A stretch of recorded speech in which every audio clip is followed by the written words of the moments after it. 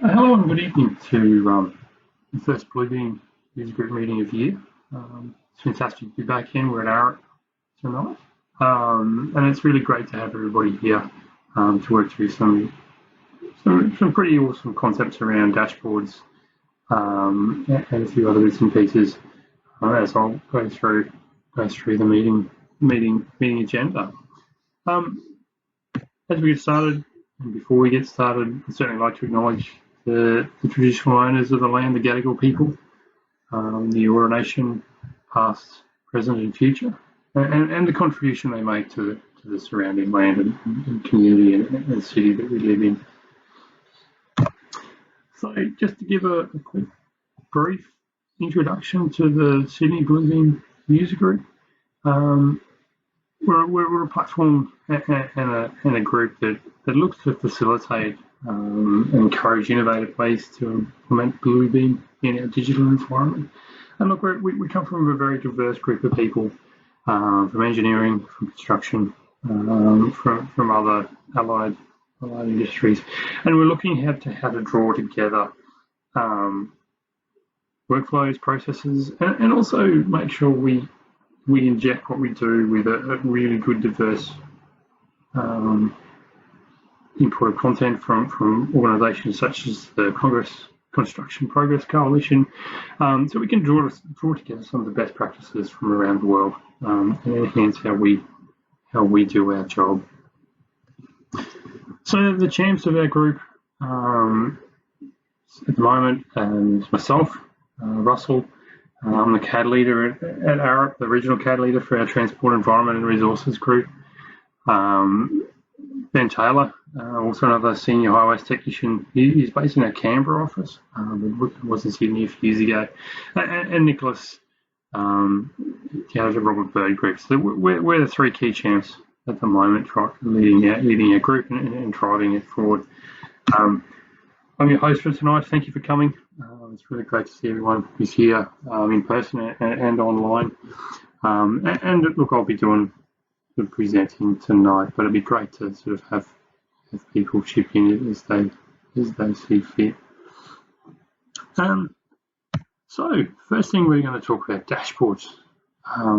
So I suppose dashboards, what are they? There can be, I suppose, a bit of confusion here from Power BI and the dashboards that you can create in that platform, that application, are growing in use around the industry. But I mean, there's also ways you can set up dashboards and within Bluebeam, and there can be really powerful ways, especially if you don't have access to Power BI. And or you don't have the programming skills that really are needed to enhance those to be really powerful, as you may see in the demonstrations. But you can do this in Bluebeam. They have some really fantastic ways. Bluebeam has some really fantastic ways of playing around with different elements, applying links, and being able to go through and add content and get through content and create like a dashboard, a front end to your drawing set, to your project, to various other things. So I'll demonstrate a couple of ways. I'll focus probably more on the PowerPoint angle, because I think that's going to be the thing that really people are going to be able to understand and probably use more effectively. There are ways to do it from some templates that can be made available to people, but I think PowerPoint gives people the most flexibility. PowerPoint's something that everyone has, and it's a great way to sort of get started and then get into doing stuff. So what I'll probably do is drop out of the presentation at different points and do a demonstration online. Sorry. And be able to sort of show people how they happen. What I'm not going to do here is delve too much into the record management side of things. I'll sort of assume that everyone has what they need to do done and sorted, and it's all happy days. I'm just going to be looking at the ways and means of getting a dashboard created. Sort of a bit of an overview.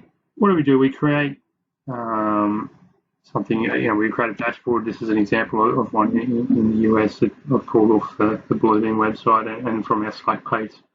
that the bug organisers have.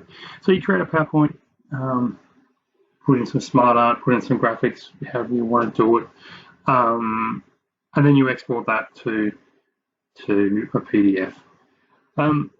Essentially what you do then, you use the hyperlink tool in Bluebeam, and you enable links using an area, as we've shown there, an action dialog, to go through and link to certain things, whether that's actual files, other parts of Bluebeam, or a PDF, or websites and things like that. So, and I mean, you've also got to make sure they're in the right format and the syntax to get through. So I'm just going to drop out of Bluebeam now. Sorry, out of PowerPoint. I'm just going to go into my little demo that I've knocked up just before. Go through here, Bluebeam, SydBUG, my new project. So I'm going to start my new project, and some of that can be my little sort of thing here. I've got a few folders which I'm going to link to everybody, and I'll sort of start with obviously my PowerPoint. So I've got my PowerPoint here. I've knocked up a bit of a front end, a front page, my new project, management docs, drawing docs, issued library, and client portal. And this is just a few images and a bit of text that's in the file. Now I've gone through and I've created a PDF using the Bluebeam PDF printer, and we've knocked out our PDF, and that's created this document. Down here, my new project dashboard. So once we've created the PDF, we can call it what we like. We go into Bluebeam and we open it up.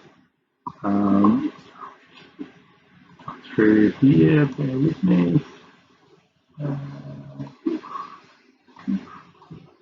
So we're in our dashboard here, and I'll just close a few windows so we can get this a bit bigger.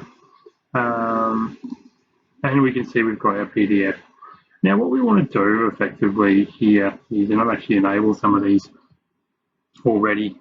I want to actually get out of this and go back in and create another one. It's probably more effective. So we want to go file, print.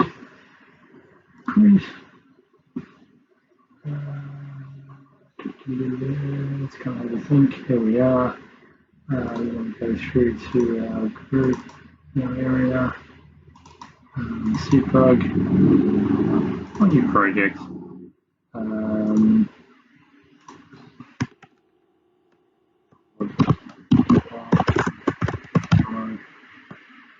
Save. There we go. And that's going to open up here, and here we are again. So obviously at the moment this is a reasonably done PDF. There's no links anywhere, but we can do that. We can get that happening. So we've got this toolbar up here, tool button rather up here, hyperlink. You can also get to it from the tools menu. Shift H is a shortcut key if you're a shortcut key person. So we'll go into the toolbar, and it brings up a little crosshair, because ultimately we've got to select a region where we want to create the area we click on. So as I said, we can do a number of different things. We can go to folder documents. We can go to a whole host of things. And I'll just duck back into the presentation to consult my notes to tell you what they are. So I've got them all here as well, so we can kind of see what's going on. So we can do quite a few actions. So we can jump to page. So we can actually jump into a page in Bluebeam. I'll just quickly go back in here. We can have the window up. So we want to go. So we want to go in here. And here we are. Here's the actions page. I will bring up the PowerPoint page again. We can kind of see what's going on and read through what's happening. So what have we got going on? We can do a lot of things here. It's not really cool. I'll get my windows sorted soon. Bear with me, sorry. Here we are. Cool. Right, now we're going away. Awesome. So we can do a lot of different things. We can jump to a page. So we can jump to a selected page in the PDF, and that may have information on it that's relevant to this. We can go to a place and a predefined space in place within the PDF. This can be created by another tool, the place function in ProjectWise in Bluebeam, and we can also go to a space, and this is using views and things like that. Also, place uses that view option as well, and there's certainly a very key way of helping us collate markups for people producing commentary around floors or groups of areas, rooms, things like that. We can create a snapshot view. We can just go snap to an area, to a detail, to something like that. We can go hyperlinks to external sites, to web tabs, and we can also go to actual locations and actual individual documents. They can be ProjectWise, they can be in a network drive, it could be in SharePoint, and things like that. So I'm going to demonstrate a bit of a network drive link today. So in this case here, we want to go to our management docs, and I've got my management docs for this project here. There's the management folder, and that's got a few documents in it, or a document in it, that we're going to go and look at.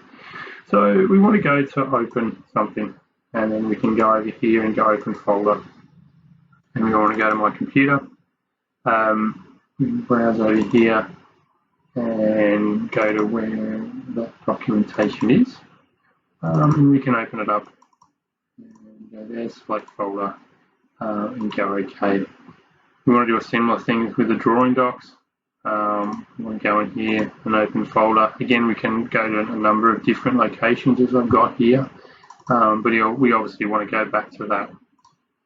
Go back to that folder and go OK, and then we want to go here, open folder. It's going to take us to remember where we go, which is really helpful. Issue library. And then we want to go, in this case, we want to go to an actual port. Now, the portal I want to go to, funnily enough, is Transport for New South Wales, because I ultimately wear a transport job, so I'm just sort of thinking out loud here, and we want to go to get some standards for this project. So we go back into Bluebeam. Where are we? We're just there. And in that case, you'll use the hyperlink section, and you'll go and come. So what does that mean? We'll save it off. Thank you very much. This can go into the front page of our documents, or it could be something you ask people to open up.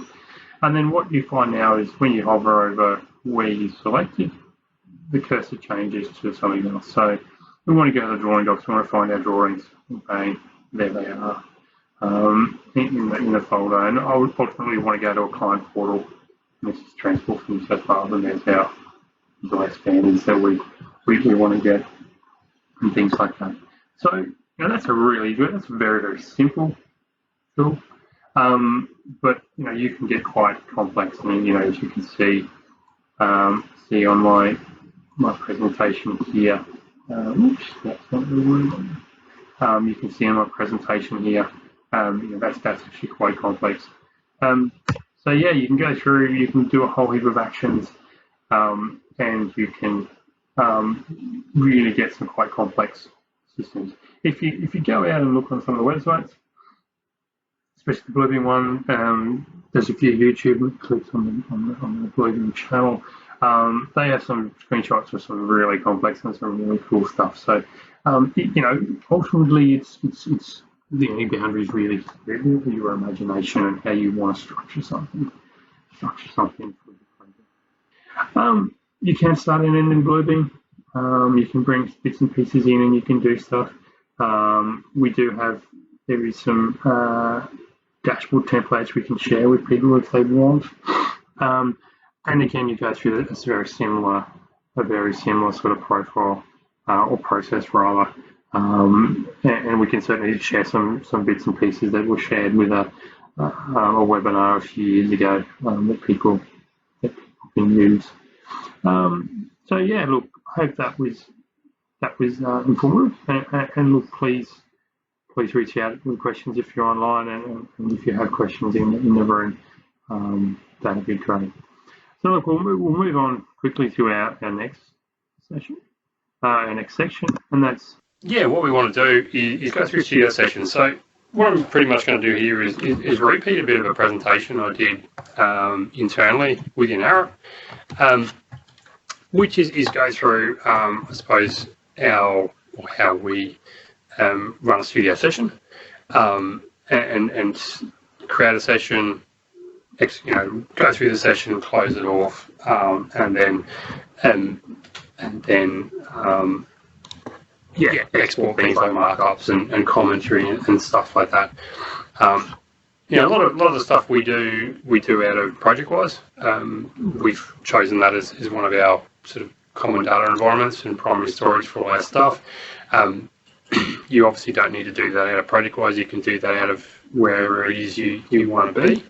I'll just burrow down into where are we, tooltips, so I can get some notes about what I'm doing. Here we go. There's some stuff in here. Here we go. Yeah, it's got a studio guide. Cool. So here we are. So essentially, what we do is we go through, and I'll go through and step people through how they create studio sessions. Probably a better place to do this is actually in our SharePoint site.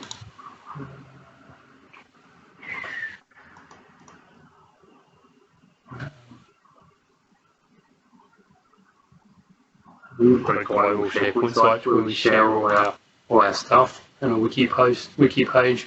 So I'll go through the wiki. Here we are. So we'll go through sort of, I suppose, how we set things up, and this can, it's pretty easy if you haven't got one already to register on their site within the Bluebeam cloud and just whack in some basic details, which is generally your work email and set up a password and stuff like that. We'll be going through sort of creating a session, joining a session, closing out, and then obviously merging and dealing with commentary that's made in that session. So within Bluebeam, everyone can access the studio. It's part of everyone's license. When you purchase Bluebeam Review, you get access to this thing called Studio. And I'm in here now. I'll just log out of this, so it kind of will help people understand. So it's this little box here that appears in the sidebars where it is Studio, and there's a couple of different ones. There's Studio Bluebeam.com and there's bluebeamstudio.co.uk. So for the most part, certainly in Australia, we'll be into the US site. The UK side, and I dare say that could change over time as Brexit comes in, is just designed for the European space, and making sure people, if you are based in there, you're satisfying the GDRP and all those sorts of processes. So we'll go in here and we'll sign in. Now, if you've already created your account, you can obviously sign in with username and then whack in your password. If you haven't created an account before, just go over to here and fill in some really basic information that you've got. Put in your password, create an account, bang, and away you go. So the details you provide are pretty simplistic. So most companies shouldn't have too many troubles with you using your work email. The only thing I'd probably cancel there, just to make sure you do have a break in for your security, is probably not use your work password in there, just in case something gets hacked or whatever.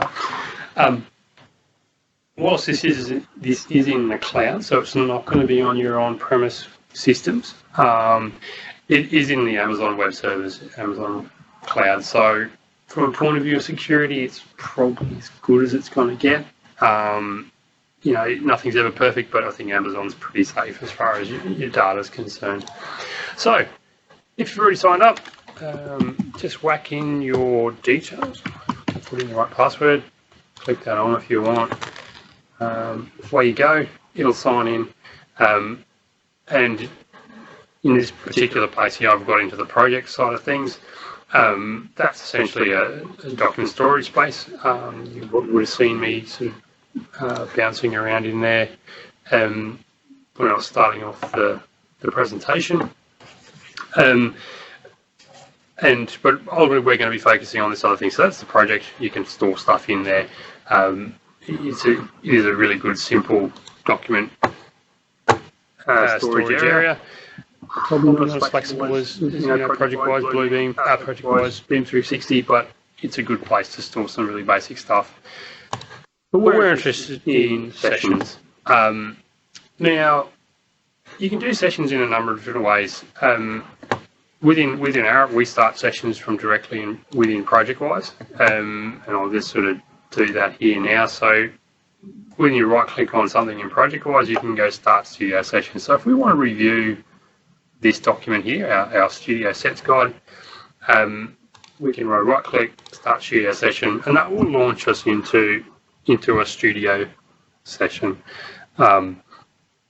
You can do this other ways. You can click on the little plus button, which I'll demonstrate in a minute, which pretty much gets you to the same location where you can specify the name of the process you want, the review session you want to do.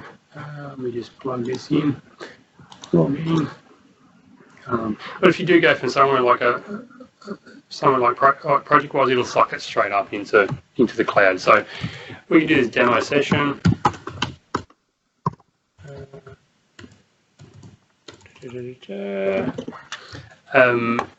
You've got your file name here, which is going to come in. You can add other files from ProjectWise if you want. This will let me do it. It does. You can go and find other files from your storage. What are we going to do? Where are we? Cool. We'll pick another one. We'll do. What are we going to do? We'll go creating page labels. So I'll add that in there as well.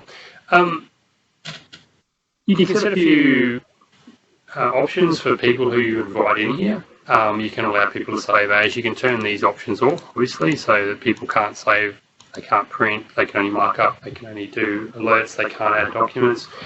Up to you to do that. Entirely up to you. This is generally pretty.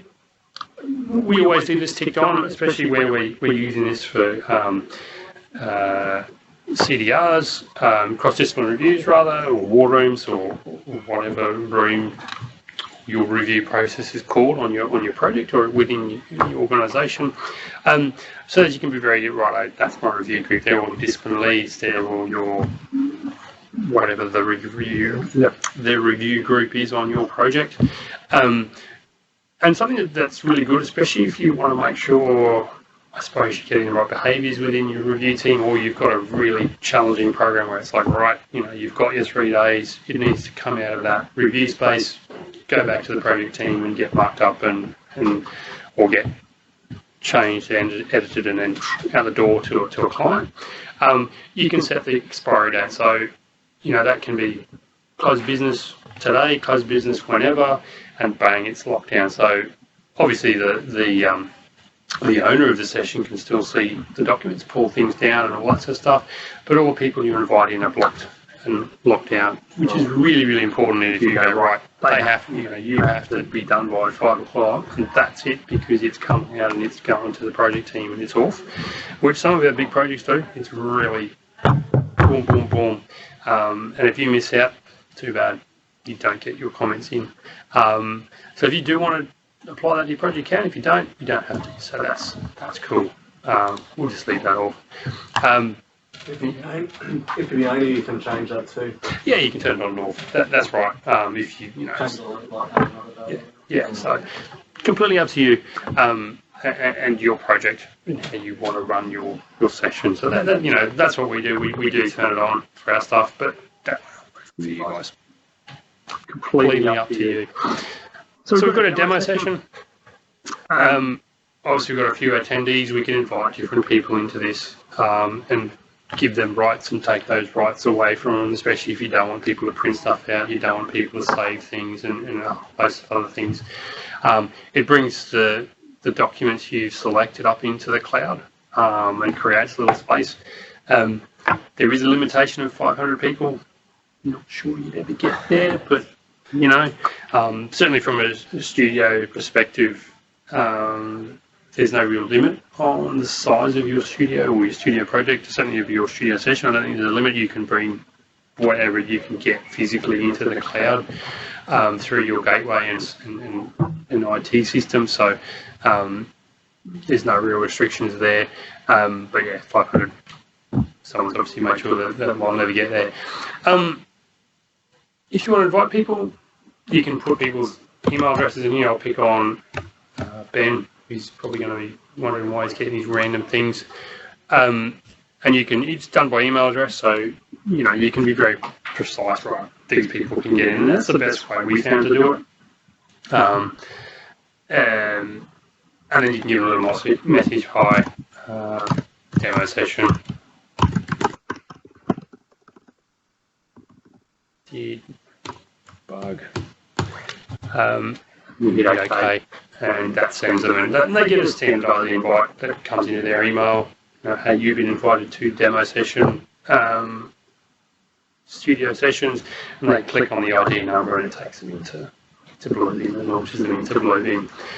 And then I suppose what that creates is, obviously, you know, Ben may or may not jump in here, but it records all the actions of people. So when you go in and you open the file, it'll record down here in this record that Russell Bunn has opened the file, has it? Not yet. But it records all your activities and what you do in here. So if we go into our tool chests, and I've got some pre-configured ones here that we use internally, and make a comment here. Review text. Oops. Can't spell. And you go through your review text and things like that. If you bounce back into the studio session, wherever it is, you can see it's got edited comments and added, and it's got that information there. So whenever someone comes in and out of here, there's a record of what they do. So amendments. Yep, everything's there. And this is for those that are invited into the session. This is a totally live, real-time session. So you know, if you've got multiple people in a, you know, you have a, you know, multiple people in here. There's multiple people and stuff can be appearing on screen. If someone else is in the document at the same time as you, you'll see their markup appear over whatever it is, their comment appear and things like that. So it's completely real time. You can have your whole team in there, you know, Does it lock specifically pages? For example, there's two not totally open on the same. Yeah. They can operate at the same. Yeah, no, you know, someone else could come over the top of me and you know, make a comment over the same thing, but you know, you have control over your markups, but you can't move or touch other people's markups. So if Ben had put a markup up here, you know, he highlighted that and said that's locked to Ben. Ben can make the changes, but you can't change. So there's that, but everyone can be in it. It's a total open thing. And I suppose the really, you know, awesome thing about this, especially where you are using it for reviews, you know, major projects and stuff. If you're on a project like, you know, your meeting room space is basically zero. You've got a couple of spaces which are really at a premium. This can happen anywhere. So, you know, wherever people can get a clean internet connection, crack open Bluebeam. If you've got collaborators that don't have Bluebeam, they can download the free version, use the full version for a bit, and when it does flip off their trial period into what used to be called Bluebeam View, but it's now just goes into view mode, so it's still Bluebeam Review, it's in view mode. They can still get access to this functionality and be able to do reviews and stuff like that. You don't have to book out a room. So, you know, from a point of view of some of our major projects, where we used to book out a whole meeting room, and that meeting room was the review room. You know, there'd be piled full of paper, there'd be just mountains of stuff. It's all gone. Nothing. people do it at the desk, they do it at home, they do it in the cafe, wherever they can get access into the system, and they mark it up totally digitally. So it's, you know, where your space is a premium, where you don't have the ability to have rooms booked out for weeks on end, this is an awesome tool. And I will take a couple of steps back with this as well. If we just drop out of this session, obviously I've created that directly from ProjectWise. If you don't have ProjectWise, you're just on a network drive or another site, you can create a session from the little plus symbol, and you go new session, type it in, and go through exactly the same process. So that's the only real difference there. So if we jump back into the demo session, we go through, we do all our markups and things like that, and I'll just go back to my user guides to make sure I'm actually covering off. So we've added everything in, we do all our markups, and that's obviously we're closing it out. So we've done our markups, we've made all our comments on all the documentation, and we're finished now. We want to close it down. So obviously for those that you know, have been invited in, they just go leave session, they go, they're finished, done and dusted. If you're the owner of the site and you want to obviously bring that information down and get all that commentary out of there into your spreadsheets and all that sort of stuff, if you have static registers where you're commenting and things like that, you finish session and then it brings up this little thing here. So where we've taken it from ProjectWise, we can go straight back into ProjectWise, which is a really, really important tool, and we found really powerful because what we do, we obviously set up a location in ProjectWise where we're launching everything into the cloud. So it's a review directory, you know, CDR reviews, blah, blah, blah. So we pop it all there. We launch it up into the cloud. When we're finished, we obviously just want to bring that document back down, put it and override it where it's come from. We can generate a report as well, and that can have a whole lot of information in it. It's essentially what's recorded in here, and you can extract all that information, have a whole record of everything, and date stamped, and who made the comment, and all that sort of stuff. And like it is in a normal PDF, and I'll just cancel this. You know, all that commentary is recorded down here in the markup window. So I'll make a few more in here, so it looks a bit more realistic. Update hinge reduction, and something that we've started to play around with as well within our projects is, you know, for those of us who've got Extreme, is customizing the columns, the column structure in here. So obviously this is out of the box Bluebeam. You've got your subject, your page label, and a few other bits and pieces. But you can actually customize this column structure to be really quite complex, and potentially match a spreadsheet template that you have with all your columns of all your information. So, you know, your comments, your responses, your closeout comments, statuses, and all sorts of stuff. So you can get quite, if we go in here, when you've got columns, you can become quite, it can be quite powerful in what you can do. Get the right one, columns, manage columns. Yeah, you can build, there's obviously building columns. There is a way, for some reason I can't seem to find it, of actually customizing all that. For some reason I can't seem to work out how to do that. But you can actually customize all these columns and put in a whole lot of really cool information. I'm sure I'll find that, and I'll probably do that in another session, which is a really great tool. We've had some really good results where, you know, some of the projects we've done, we did a project up in Brisbane where there was an enormous amount of information that had to be transposed with a whole heap of different custom tool chests, and it provided a really great way to actually have a whole conversation in here, so that the actual comment review, comment response closeout all happened in the PDF. Never actually got to the static Excel spreadsheet until it was submitted to the client, because that's what a deliverable was, in a static response register.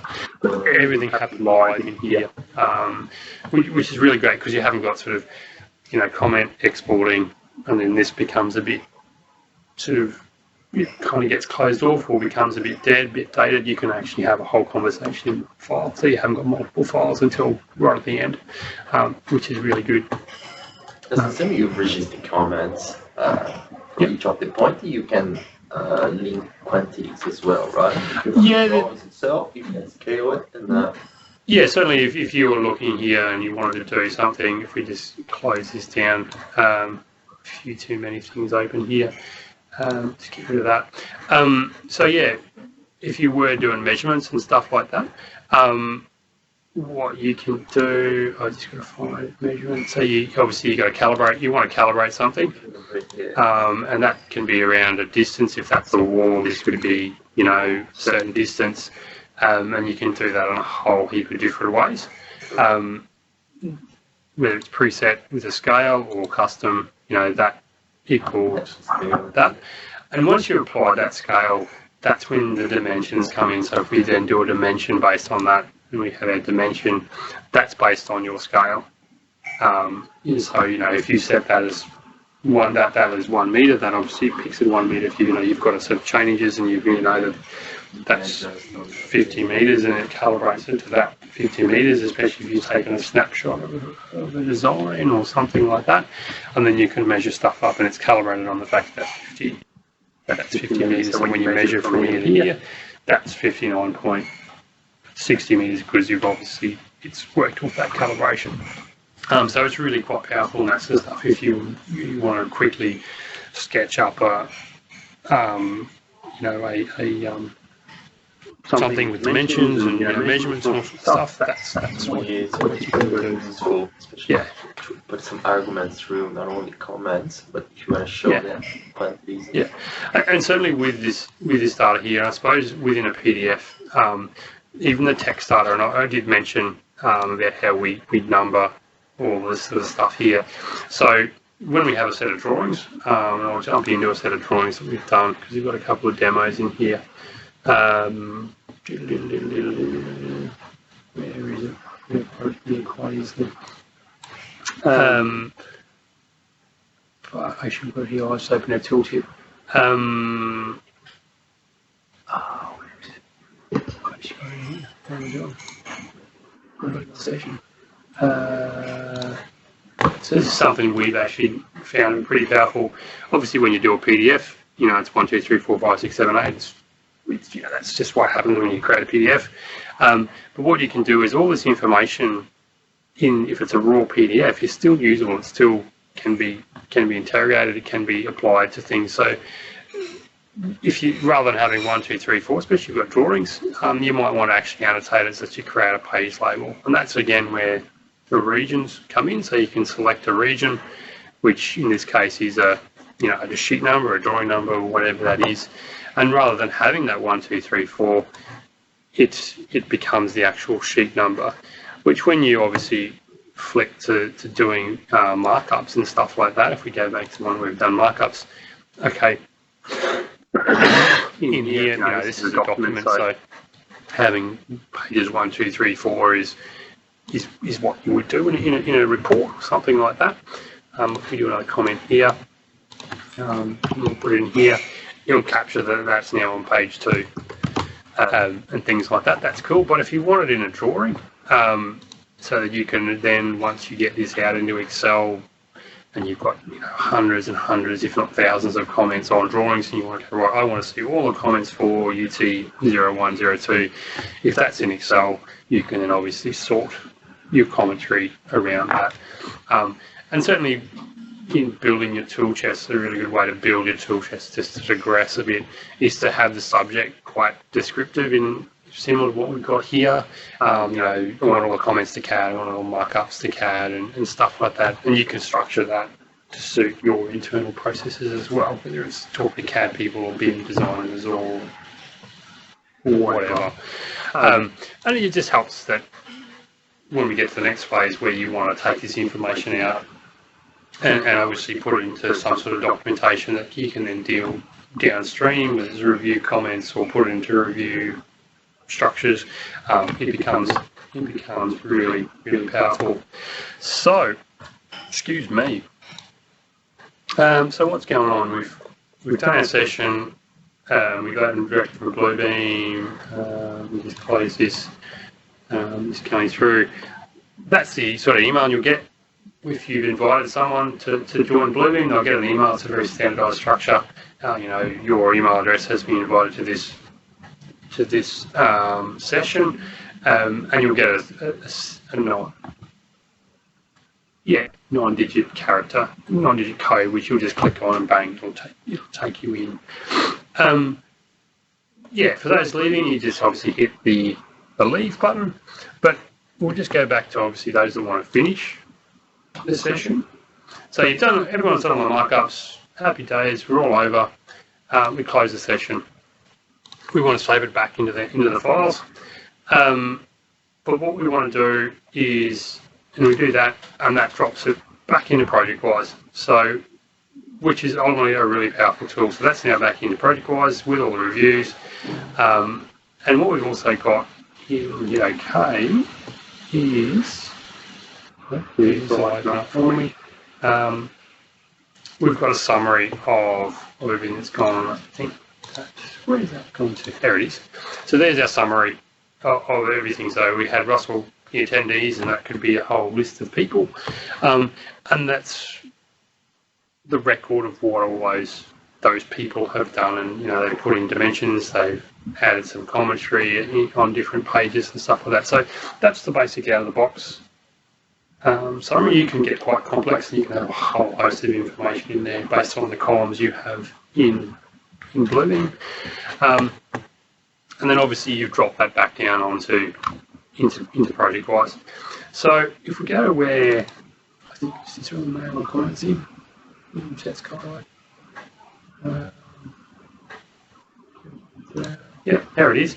So we've got all the comments, and we want to extract those comments, and they're obviously all down here. So again, this information is really usable, and we can take this information out of there. So we close the session like that. We obviously want to extract all the information.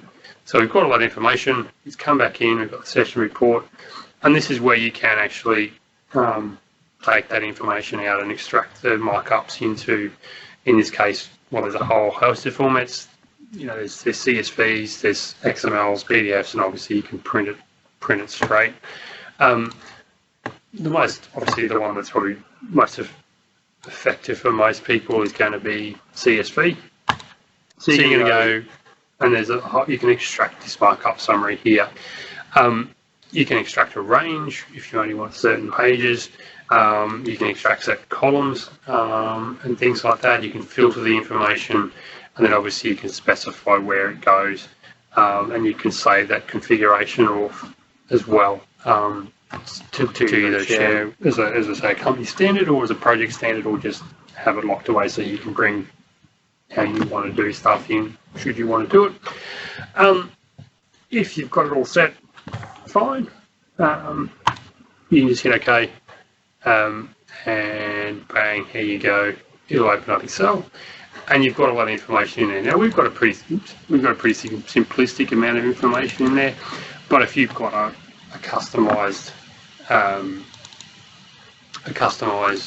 column structure or whatever you can have all that information up there, which you can then take from there and dump it straight into your registers and things like that. Pre-configured column arrangements and stuff like that. But then this information is then usable. So, whereas in the past you would have printed stuff out, put it in a review, in a meeting room, people would have marked it up by hand. That would have been taken back, probably scanned. A graduate or someone like that would have then transposed all those markups into a spreadsheet. That process has become really quite simple. And of course now, when you bring in the cloud-based studio platform, you've got real-time reviews happening online from wherever your project team is. Your project team could be within a project office, or you could be bringing resources in from the other side of the world because your person is based in London and they need to review your document, and you can invite them in and they can get in whenever they need to. So the ability to really upscale your processes is there's not a great deal sort of limiting your boundaries. So that's really, really important. And then you can do whatever you want to do with that document. Can you export to SharePoint? Yes. Yeah, certainly. So, I mean, I've just dumped that into an Excel spreadsheet. SharePoint is in like a document library. Or is in a SharePoint list? Not quite sure. Never really tried. I'm not sure why you'd want to do it, but I mean, certainly, obviously, this is a CSV file. I mean, certainly, there's no reason. It's quite possible. I mean, Bluebeam ultimately, at the end of the day, is a if you're really sort of savvy, a JavaScript-based platform. So, if you've got some scripting that can pull stuff out and into that space, then there's probably no reason why it couldn't, and something like that. And it might be something to reach out to other support teams at Bluebeam to say, hey, I want to do this. How would that happen? And they might be able to give you some sort of tips and tricks and guide you in the right space. But yeah, certainly from a point of view of, I suppose, in the CSV space, I suppose they're the ones they've got in there. Export to CSV and then import that to SharePoint. Yeah, you could do that as well. Once you've got into that raw text-based format, I don't know where you go. And then obviously certainly once you're in Excel, where you can go and chuck it anywhere you like, and things like that. So just going back to my notes.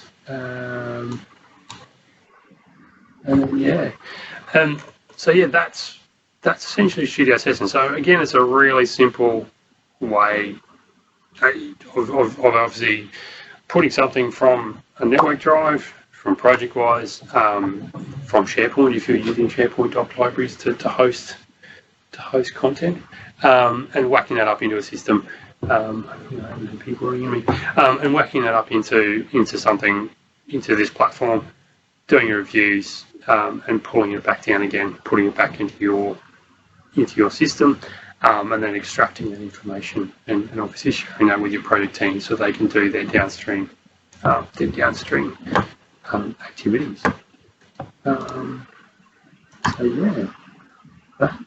That's Studio Sessions. Any questions, guys? No? All good. Well, that's about all we've got tonight. I was hoping to have 3 sessions, but we've only got 2, but I suppose from a point of view of announcements, obviously for us, for the Bluebeam News Group, there is a LinkedIn group. I share truckloads of information in there from a whole host of spaces, buildingSMART, Structure, A2K, all sorts of stuff goes in there. And certainly for the next meeting, it's out at Arcadis on the 12th of May. So for those that are keen, the tickets will be on sale at 7:30 on Eventbrite. But please come along if you want to share some more stuff around Bluebeam.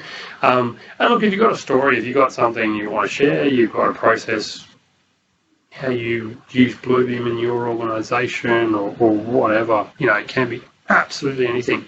And it doesn't need to be Bluebeam, it could be other things as well.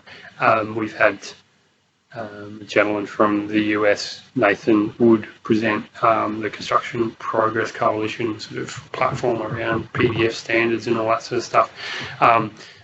He presented from Denver last year. So, it doesn't have to be PDFs, it doesn't have to be Bluebeam, it can be absolutely anything. But please come along. To give a few other groups a bit of a plug, obviously we collaborate quite closely with buildingSMART in Australasia. They have another LinkedIn group, Digital Infrastructure Network, which again has a whole lot of stuff around infrastructure and BIM and digital twins and all sorts of crazy things. Please check it out. If you do want to find out about some of the events that buildingSMART host, please check out their events calendar. They have some really great open BIM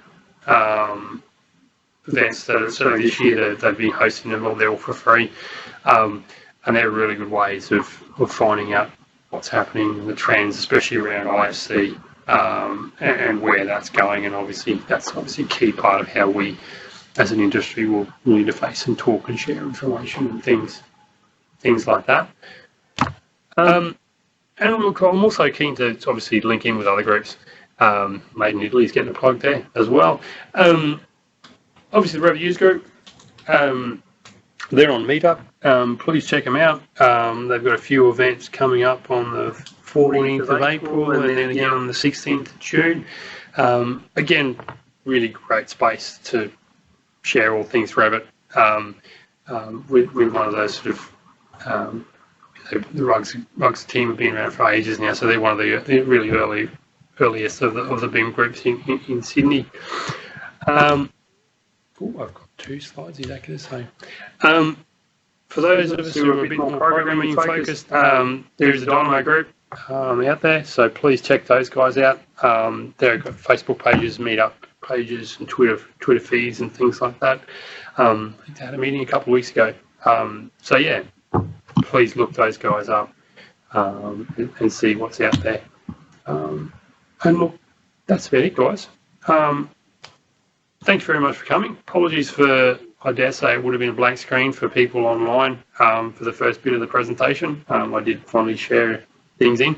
I will hopefully tidy this up in the next week or so, and we'll get that up onto the SydBUG YouTube channel so we can share it with people who couldn't make it. Obviously, the trains and public transport today have been a bit challenging, so that's potentially why people weren't here.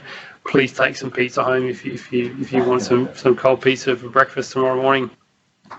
Food of champions. But again, look, thank you very much for coming. I really appreciate you taking the time to join us, and yeah, look forward to seeing you at the next meeting. Thank you very much, guys. Thanks, Russell. Thank you.